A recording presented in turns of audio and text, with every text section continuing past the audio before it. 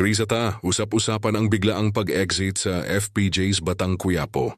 Nagulat ang maraming taga-subaybay ng FPJ's Batang Quiapo matapos na tila biglaan na mawawala agad ang karakter ni Krisata sa serye.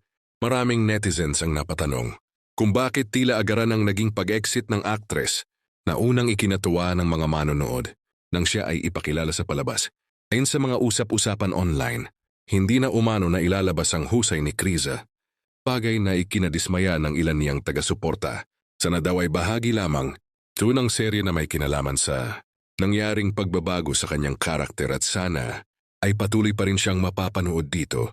Bagamat walang opisyal na pahayag mula sa company, Kriza o sa produksyon ng Batang Quiapo, lumalakas ang spekulasyon na maaaring short-term role lamang ang ipinagkatiwala sa kanya o kaya ay nagkaroon ng pagbabago sa direksyon ng kwento na nagresulta sa maagang pagtatapos ng kanyang karakter.